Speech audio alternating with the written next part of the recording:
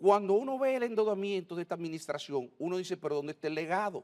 ¿Qué fue lo que hizo con esos recursos? ¿Qué es lo que ha hecho con los 13.500 millones de dólares desembolsados? Ajá, y se han tomado la mitad de ese endeudamiento y no pueden explicarlo a la población. ¿Cuál funcionario ha salido y le ha explicado a la población cómo realmente se han ejecutado los 13.500 millones de dólares que le han desembolsado esta administración?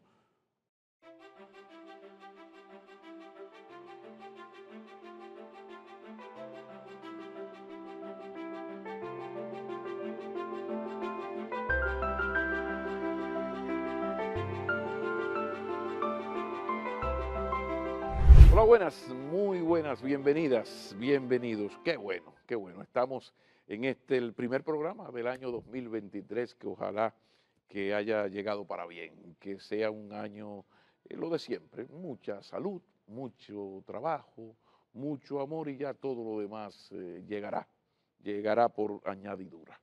En este primer programa hemos querido irnos a algo muy fundamental y que ha estado renqueante en los últimos tiempos. Todo parece indicar que el 2023 va a ser un año, como decía Serrat, complicado y marrullero, que hay demasiada incertidumbre.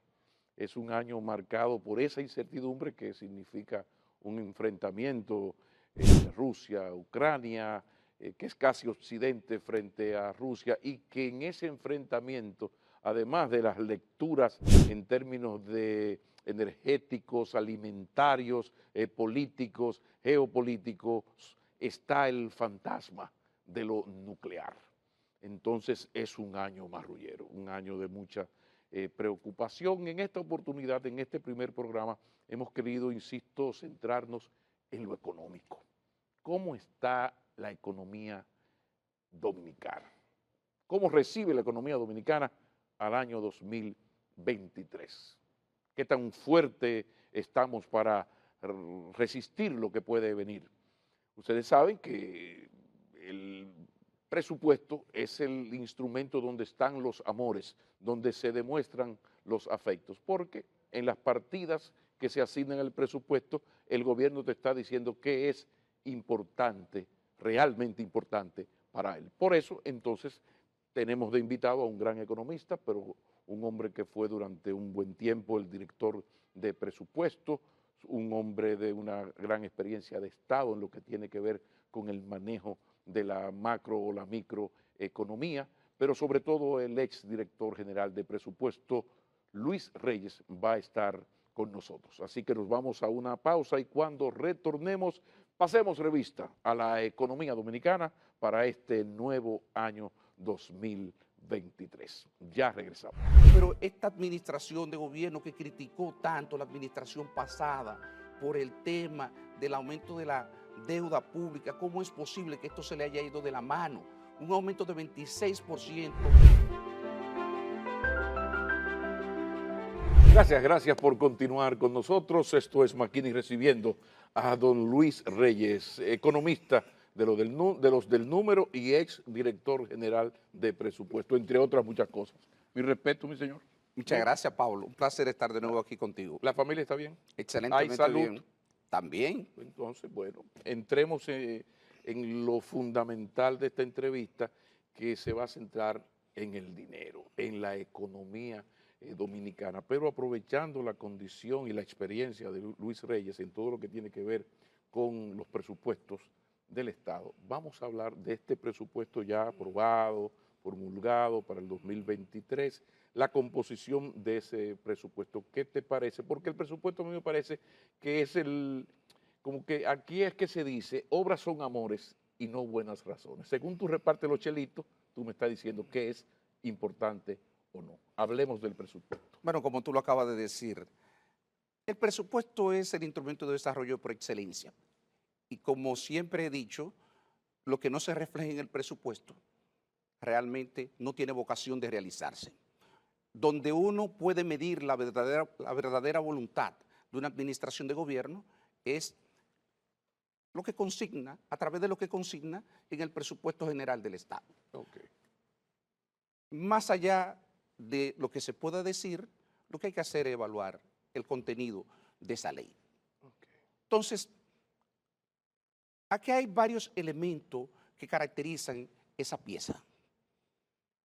Y debo destacar, comenzar diciendo que recordemos la Ley General de Presupuesto del Estado se formula en el mes de septiembre, se concluye la formulación. Es un proceso que dura desde marzo, abril, hasta el mes de septiembre y se presenta, digamos, en los últimos días de septiembre o el 1 de octubre. ¿Se respetan esos plazos? Todo desde que yo fui director de presupuesto hasta la fecha se han respetado, incluyendo esta administración. Muy bien. Entonces, con esto quiero resaltar lo siguiente. En la economía mundial ha habido una gran volatilidad, una gran incertidumbre. Y cuando uno revisa los supuestos sobre lo que está formulado esa pieza, hay elementos que comienzan a preocupar. Incluso uno se pregunta si esa pieza parcialmente está obsoleta, dado los cambios que se están dando en el escenario mundial. Por ejemplo, cuando uno ve el marco macroeconómico a partir del cual se hace la estimación de los ingresos, uno dice, bueno, ahí se asume que la economía en términos nominal va a crecer 11%, 4.8% en términos real y el deflactor del PIB 6%. Cuando uno hace la combinación de ambas cosas, que es lo que da el PIB nominal, eso a ellos le da un 11% y hacen una estimación de los ingresos a partir de esa base. Entonces, uno dice 4.8% en un escenario donde realmente la economía venía creciendo fundamentalmente a partir de 3 sectores: turismo, zonas francas y las remesas de los dominicanos en el exterior, que sostenía el consumo de la familia de bajos ingresos.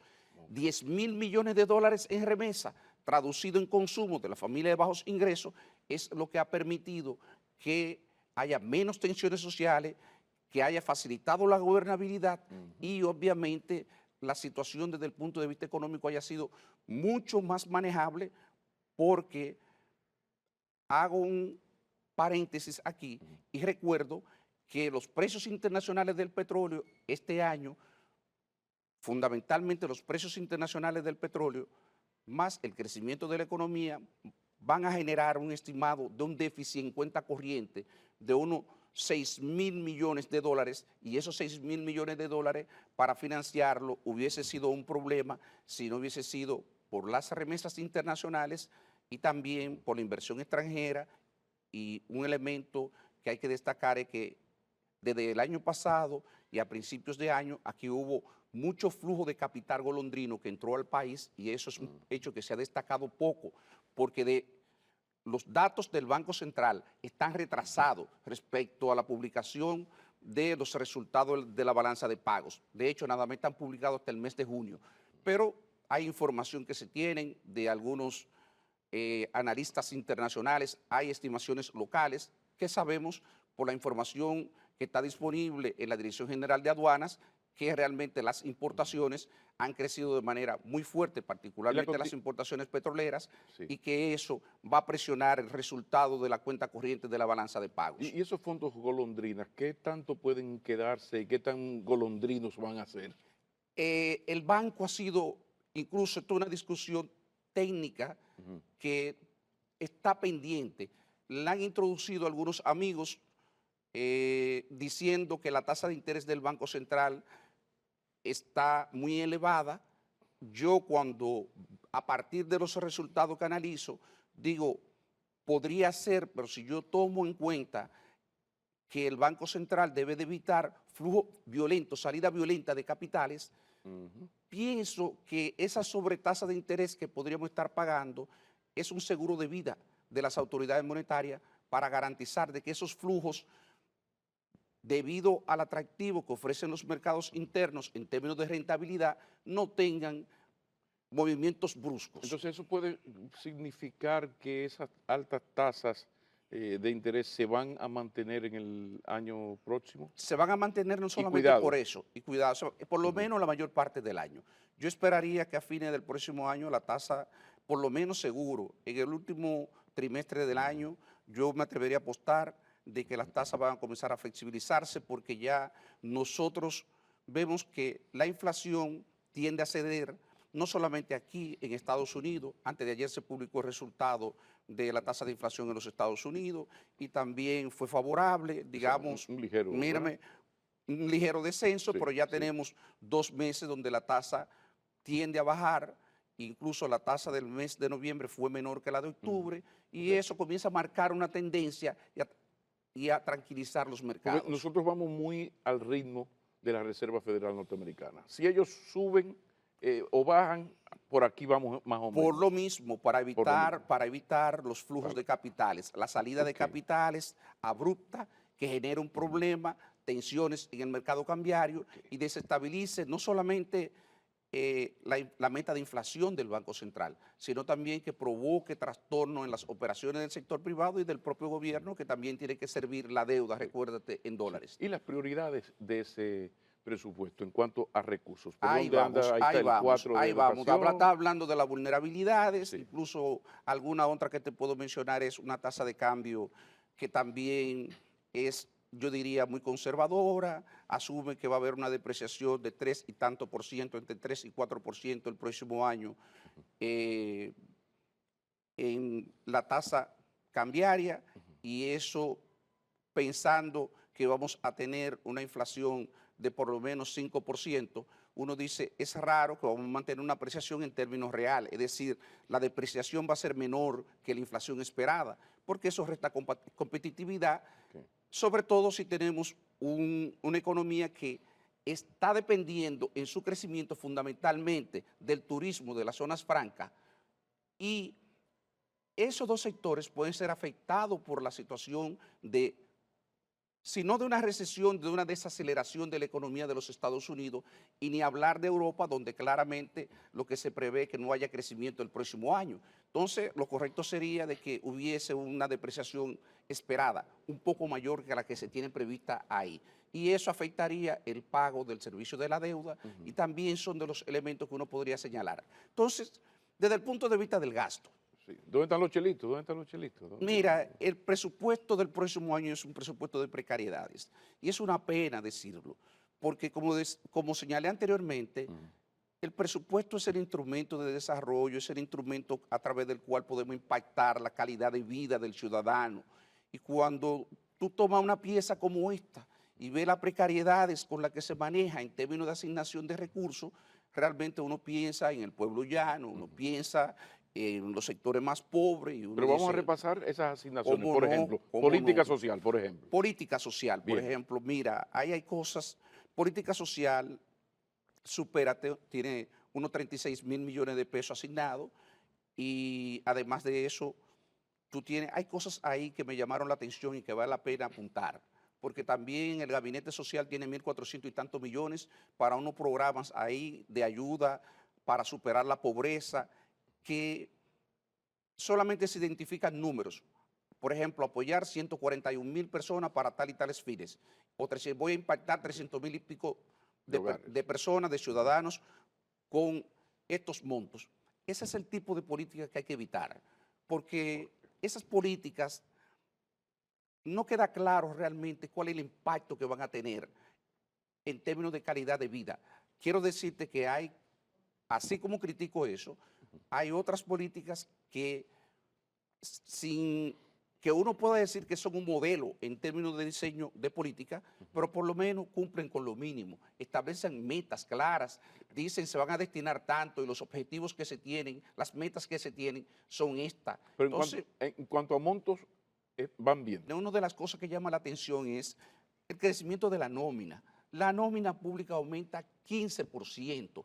Y cuando tú lo ves con respecto al año 2021, ha aumentado 26%.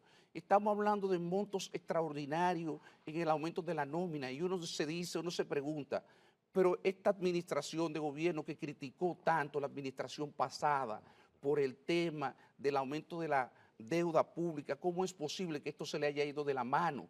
Un aumento de 26% en lo consignado en el presupuesto del año 2023, en la ley de presupuesto del año 2023 respecto al año 2020.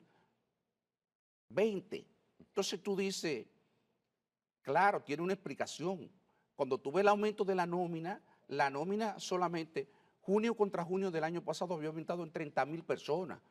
Entonces, uno se pregunta, ¿realmente, finalmente los compañeritos encontraron espacio? Era un discurso, una narrativa solamente para hacerle daño a la pasada administración. Había convicción, había sinceridad en el propósito de adecentar la nómina pública. Sigamos hablando de eso después de la pausa, porque hay que tocar el tema de la informalidad del empleo existente. A veces se habla de la recuperación del empleo y se olvida destacar si es formal o informal. Después de la pausa, ya regresamos. ¿Cómo es posible que en ese proyecto de presupuesto prácticamente no haya gasto de capital para la Policía Nacional y sin embargo las encuestas están reflejando que el primer problema que está afectando a la ciudadanía es el tema de la seguridad ciudadana? Continuamos. Luis Reyes, nos quedamos en el tema del empleo o el desempleo, porque me interesa mucho por la preocupación que existe en torno a la informalidad, o sea, empleos de mala calidad. Mira, Pablo, permíteme un minuto para Sí. concluir la idea anterior relativo a las características de la ley de presupuesto para el año 2023. Adelante. Dos cosas que quería agregar.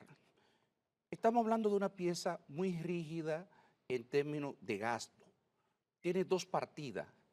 El 4% del Producto Interno Bruto que se asigna a la educación preuniversitaria montan 275,000 millones de pesos y el pago de los intereses de la deuda 225,000 millones.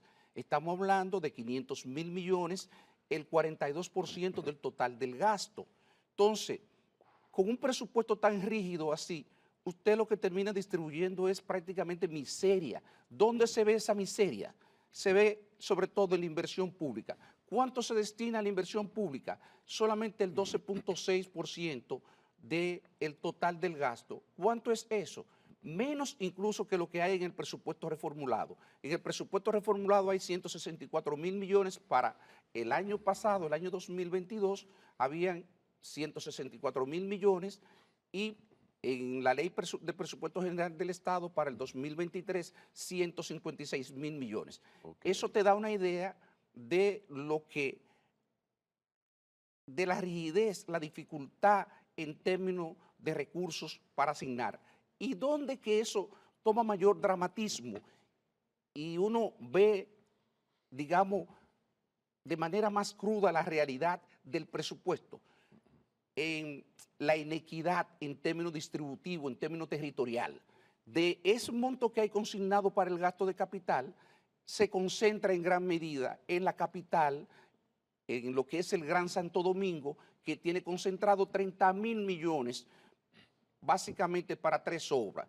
Tres obras que, atado con la pregunta que tú me haces del empleo, yo creo que ahí falta visión de parte de las autoridades, porque no es posible que yo concentre tantos recursos en tres proyectos de inversión cuya rentabilidad en términos sociales nadie discute, pero que desde el punto de vista de la repercusión en la creación de empleo es cuestionable porque son proyectos altamente intensivos en capital. Me estoy refiriendo a las líneas de metro, las dos líneas de metro y los tres relacionados con el transporte masivo que se tiene previsto continuar el próximo año, continuar su construcción el próximo año en el Gran Santo Domingo. Pero me dijiste que ha habido aumento del empleo en la nómina, en los empleos públicos. En la nómina, por eso, es el contraste de un gobierno que creyó, una administración que llegó al gobierno con una narrativa de austeridad, de calidad de gasto, y entonces luego que uno comienza a observar estas cosas, uno dice,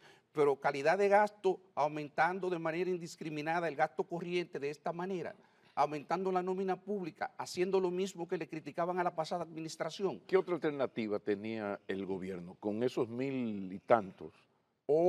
Es que esos 156,000 millones de pesos. Mira, para que tenga una idea. Okay. Cuando tuve la distribución por provincia del gasto de inversión, Santiago es la segunda provincia que tiene mayor asignación de recursos y tiene 2.800 millones de pesos. Cuando tú lo ves por regiones, hay regiones que la asignación, o sea, el conjunto de las provincias que conforman la región, como es en el nordeste, como es en la región del Iguamo, San Pedro de Macorís, Atomayor y El Ceibo, y Monteplata, Sí. tienen menos gasto de inversión en el 2023 que en el año 2022. Y no son las únicas regiones. Entonces, tú tienes un problema de inequidad en términos de asignación de recursos para el territorio.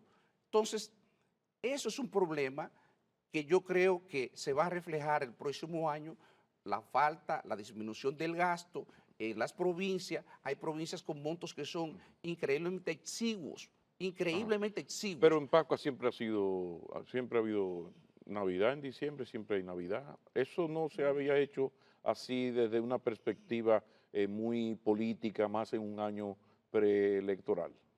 De hecho, lo que yo sospecho es que se ha hecho con ese propósito, donde tú tienes una mayor concentración de los votos, yo voy a concentrar el gasto de inversión. Podría ser una explicación desde el punto de vista político. Ahora, Pero una práctica perdóname, que no es nueva. pero recuérdate que Ujú. los problemas de seguridad ciudadana no son solamente aquí en el distrito. Cuando tú no destinas suficiente gasto Sí. para tú poder afrontar esos desafíos en los barrios, en las comunidades, entonces tú comienzas a tener dificultades, tensiones que se manifiestan ¿en qué? A través de la violencia, a través de la inseguridad ciudadana y a través de eso. Por eso es que el ejercicio de la formulación presupuestaria es un ejercicio que exige tanto, que exige que uno tenga que tener una mirada lo más amplia posible para tú poder atacar, aunque sea mínimamente, cada uno de los problemas o de los principales problemas que nosotros enfrentamos. Porque ahora yo te pregunto esto, Ujú. ¿cómo es posible que en ese proyecto de presupuesto prácticamente no haya gasto de capital para la Policía Nacional y sin embargo las encuestas están reflejando que el primer problema que está afectando a la ciudadanía es el tema de la seguridad ciudadana? Entonces, ¿qué es lo que hace pensar? Que es una pieza que es obsoleta prácticamente antes de comenzar a ejecutarse. Casi obsoleta antes de comenzar a ejecutarse, no solamente por el tema de la asignación de los recursos, sino por los mismos supuestos sobre la cual fue elaborada. Pero vuelvo a lo del empleo. Ha habido un aumento del empleo público, pero un aumento del empleo, que eso es importante. Esperemos que sean empleos y no otra cosa. Pero ese 26% es importante. Ahora, en cuanto a la informalidad del empleo, ¿cómo está eso? ¿Esto ha mejorado? Porque yo veo el gobierno en una alianza público-privada que ha dinamizado muchos sectores. Yo estuve recientemente en Montecristi, Manzanillo, y óyeme, en 3 días se hicieron inauguraciones, primero y segundo Picasso, de cosas no del gobierno, sino de alianza público-privada, que dice, caramba, esto puede ir bien a corto y sobre todo a mediano plazo. ¿Qué posibilidad hay de que mejoremos en cuanto a la informalidad del empleo? Te lo voy a decir ahora. Por favor. Mira, aquí hay dos elementos que hay que destacar en términos del mercado laboral. Lo primero es que la encuesta de fuerza laboral del mes de octubre, los resultados medidos con lo de fuerza laboral prepandemia, octubre del año 2019, Ok. arrojan dos cosas. La tasa de participación laboral, la proporción de la población que está, perdón, de la población activa en condiciones de trabajar, que está buscando trabajo, disminuyó 2 puntos. Eso hizo que 88,000 personas salieran del mercado de trabajo y eso en parte explica por qué te está disminuyendo el empleo. No es que hubo más empleo, que lo hubo, perdóname, pero no es lo único. Es también porque hay menos personas que están motivadas a salir a buscar un empleo porque hay un problema de precarización del empleo soberbio. Ahora te explico. Esa informalidad, sí, claro, ha estado aumentando el empleo. ¿Por dónde? En sectores de motoconcho, incluso en un análisis que hizo hace unos meses el Ministerio de Economía, Planificación y Desarrollo, destacaba eso, el tema del motoconchismo, el tema de los servicios domésticos y otros así por el estilo. Y eso es precarización del empleo, Pero ¿qué pero tal lo todavía de de...? manera más Ajá, contundente ok. todavía. Cuando tú revisas la Ujú, cifra de la Superintendencia de Pensiones y ve el total de cotizantes ujú. al mes de octubre del año 2022, entonces tú lo que observas es que eso es un monto de cotizante similar a lo que teníamos a marzo del año 2020.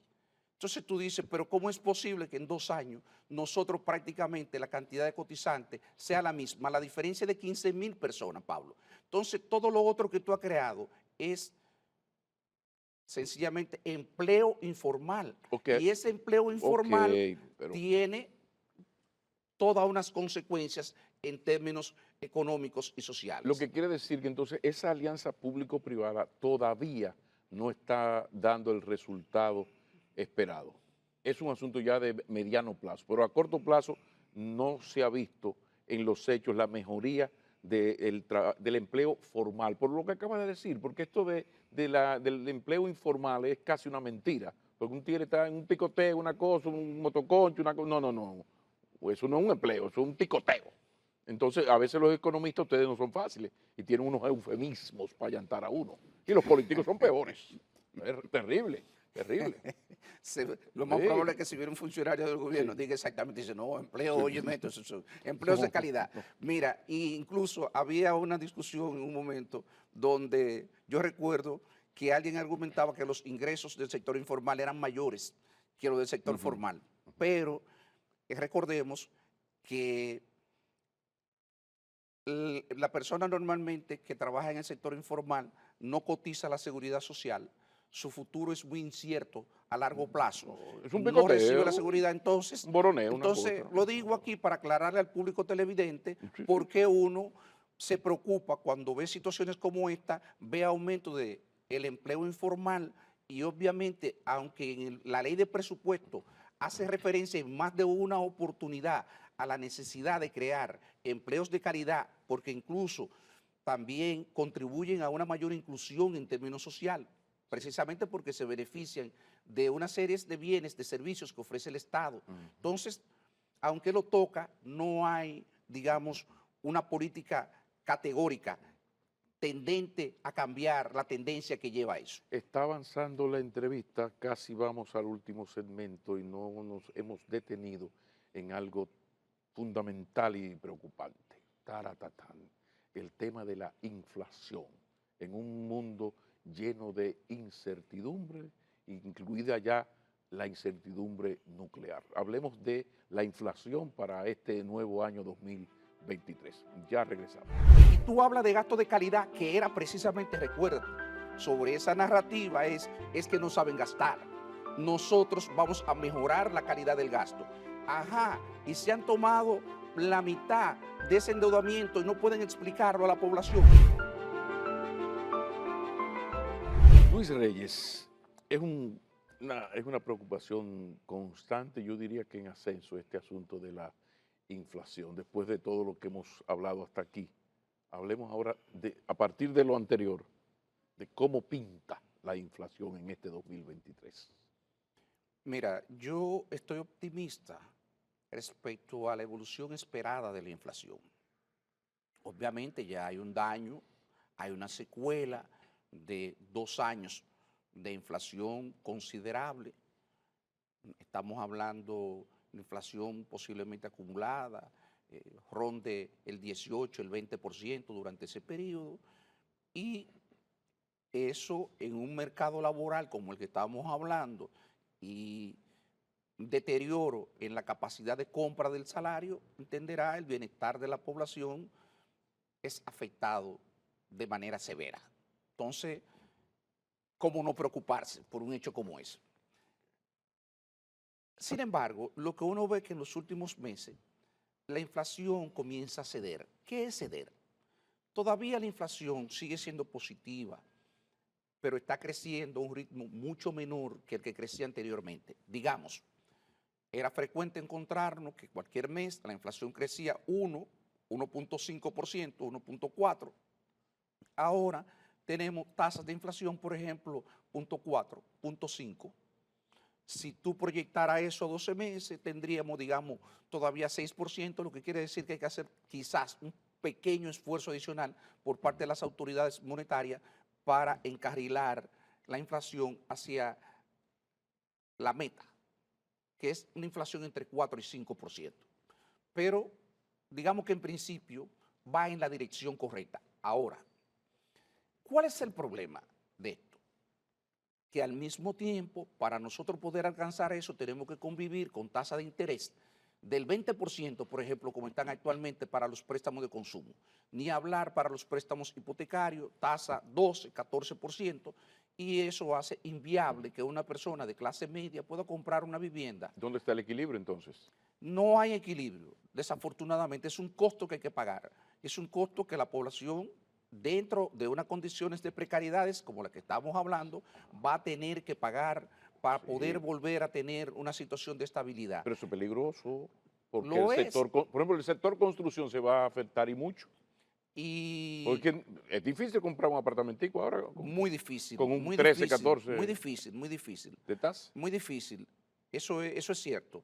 Y cuando uno revisa las tasas de interés para los diferentes sectores, o sea, tú ves aumentos notorios. Y eso es consistente con la política que ha llevado las autoridades monetarias. Pero es casi inevitable que eso se mantenga. Eso es inevitable. Porque es inevitable. el único instrumento que Es se el tiene único instrumento para que tú tienes. frenar. ¿Qué es lo que podía haber pasado ahí? Y ahí es que en una coordinación de política macroeconómica y en unas condiciones más favorables para la administración fiscal asistiera de una manera más determinante, más decidida a los sectores, digamos, más empobrecidos de la población. Eso es lo más que tú puedes hacer con eso. Mientras tanto, tú tienes que mantener e incluso, déjame decirte, en buena práctica de política monetaria, todos sabemos que es preferible irte por arriba, irte por encima en términos de la medida que tú adoptas. O sea, si tienes que sobreajustar, mejor sobreajustar y luego Y no aflojar quedarte corto. y no irte por debajo, Ok. porque si te va por debajo puede afectar la credibilidad de las autoridades en términos de la voluntad para ello alcanzar Uy. el objetivo que se proponen. Y eso que genera confusión en los agentes económicos. Pero cuando te doy y te doy para lograr el objetivo, entonces tú sabes, eso refuerza el convencimiento de los agentes económicos de que tengo la voluntad de alcanzar eso. Pero mirando la ligera, pero recuperación de Estados Unidos y la buena marcha de España, esta semana habían buenos informes de la economía española, pues quizás podemos ser un poquito optimistas. El otro monstruo de la preocupación, el endeudamiento. Esta semana hay un dinero en bonos, 300 Tantos millones. sí, en bonos soberanos. ¿Cómo estamos en esto del endeudamiento? Mira, yo voy a Casi decir, inevitable también. yo voy a decir, para la administración actual es inevitable. Ve qué vaina. Y ellos, en realidad, sobre esto prácticamente no pueden refutar, porque esta administración está atrapada en su discurso. Estamos hablando de una administración que llegó al poder sobre la base de una narrativa basada básicamente en tres o cuatro críticas que le hacía la administración pasada. Primero, era dispendiosa, recuérdate, dispendiosa, y era posible ahorrar el 3% del gasto. Eso desapareció hace tiempo y ya la población sabe que sencillamente eso fue parte de una narrativa que no tenía fundamento. Segundo, la pasada administración se endeudaba y se endeudaba, por decirlo de alguna manera, caprichosamente. Segunda acusación. Segunda, Ok. como parte de esa narrativa. Sí. En la administración del presidente Medina, de 2012 a 2020, se endeudó en aproximadamente 16.200 millones de dólares el sector público no financiero.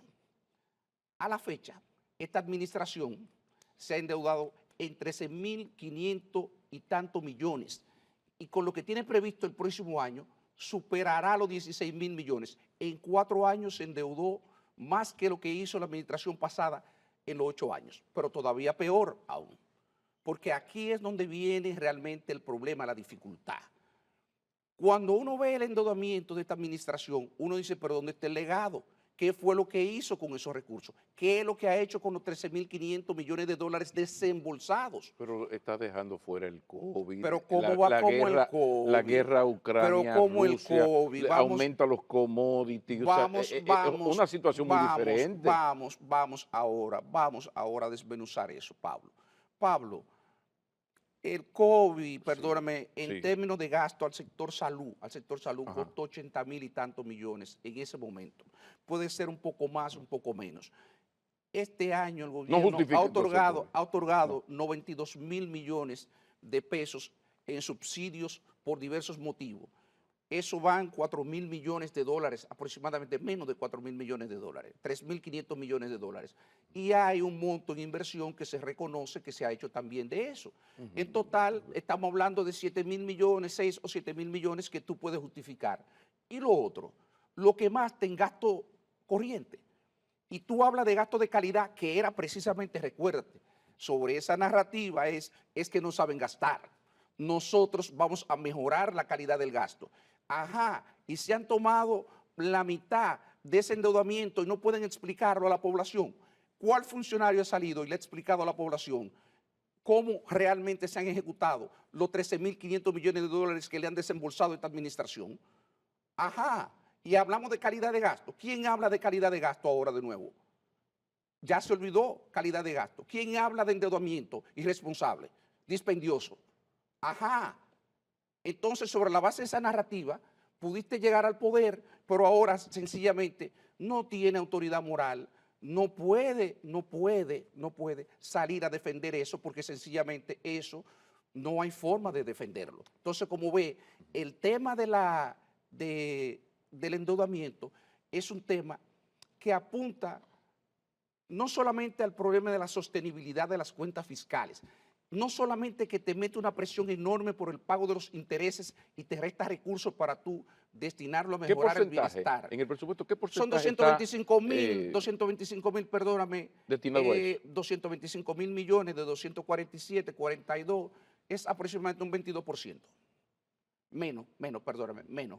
Pero es mucho, yo meto mucho del gasto, mucho.